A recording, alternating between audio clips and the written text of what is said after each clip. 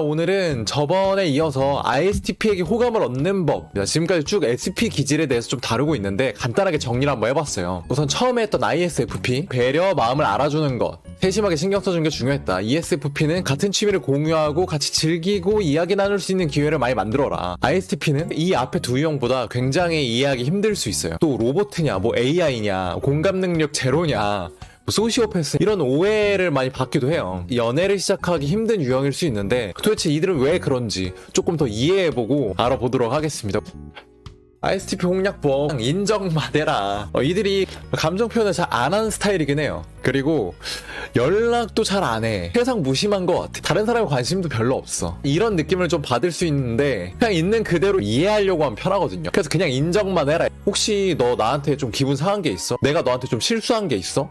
이런 오해를 받기도 해요. 근데 여기 이미지처럼 나쁜 마음이 없어요. 그냥 있는 그대로 봐주시면 돼요. 숨겨진 행동, 숨겨진 말, 또 혼란스러운 말들을 잘 안 하는 편이야. 복잡한 유형은 아니다라는 걸 일단 알고 계시면 좋아요. 그러다 보니까 연애를 시작할 때 호감이 있다 밀당을 하면 안 돼. 왜냐면 복잡한 의사소통에 서툰 면도 있고 또 불편함을 많이 느껴요. 보이는 그대로를 그냥 믿어요. 그래서 무언가 시그널을 보내면 이 사람 나 좋아하나 보다라고 믿고, 또 ISTP한테 좀 밀어내야지 이러면 밀어내는 말과 행동을 딱 듣고 호감 없나봐, 나도 마음 접어야지, 이렇게 보이는 거를 그대로 받아들이기 때문에 숨겨진 의미, 숨겨진 말, 행동, 밀당 이런 거 하지 않는 게 좋다. 전체적으로 갖고 있는 에너지와 텐션이 좀 낮아. 대체적으로 약간 무표정한 얼굴이야. 한번 보여드리면 박명수님과 주우재님을 보면 친구가 없대. 친구로 사귀어야 된다라는 그 강박도 없어요.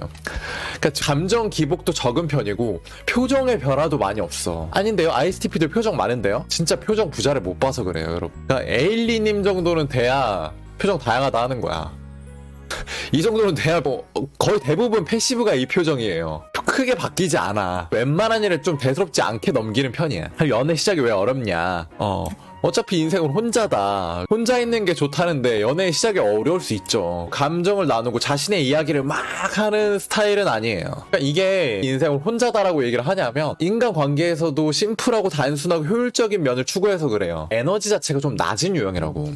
그래서 효율을 추구하는 거예요. 에너지가 조금밖에 없으니까 이걸 정말 소중한 곳에 써야 돼. 그래서 어디에 쓰냐면 다양한 사람들을 만나는 데 쓰지 않아. 굉장히 에너지 소모가 크니까. 그래서 기본적으로 인간관계 폭이 좁아요. 진짜 소중한 사람들, 편안한 사람들, 날 오래 본 지인들, 그 사람들 위주로 만나는 경향이 있다. 새로운 사람을 자꾸 만나고 알아가야지 이게 뭐 연애도 되고 하는데, 이런 부분에 있어서 연애 시작이 쉽지 않다, 어렵다. 연애할 때도 그 장문 카톡을 좀 불편해하고 싫어해요. 왜? 효율적이지가 않아. 그리고 연락 횟수가 적어요. 일상의 모든 생활을 효율적으로 살고 싶은 사람이라고 생각하시면 편하거든요. 그래서 어떻게 보면 약간 귀찮은 듯한 그런 모습들이 많아. 실제로 약간 게으른 면도 있어요. 하지만 나쁜 마음은 절대 없다. 어떤 사람의 경우에는 연락의 횟수가 마음의 크기다라고 얘기하기도 하는데 ISTP한테는 좀 해당 안 되는 것 같아. 필요한 단어만 써서 효율을 추구하기 때문에 장문의 카톡을 잘 안 보냅니다. 심지어 사랑하는 사람에게도 연락의 횟수가 많지 않아. 이 사람의 오늘 일정을 알아? 그러면 일정 잘하고 와. 이 정도의 연락이 전부야. 왜? 어떤 사람들은 나 지금 어디 시험 보러 왔는데 1교시에는 뭐 시험 받고 이런 문제 나왔는데 내가 공부했던 거에서 안 나와가지고 너무 속상해. 다음 시간에 내가 또 끝나고 연락할게. 이런 거 ISTP는 잘 안 한다. 시험 들어갈 때 나 지금 도착, 시험 봐. 시험 끝났어? 나 지금 시험 끝, 집에 감. 사랑하지 않아서가 아니고 그냥 심플하게 할 말만 한다의 느낌이에요. 일상의 모든 그 감정들을 풍부하게 막 느끼고 공유하고 나누고 싶은 유형이라면 조금 서운함이 들 수도 있다.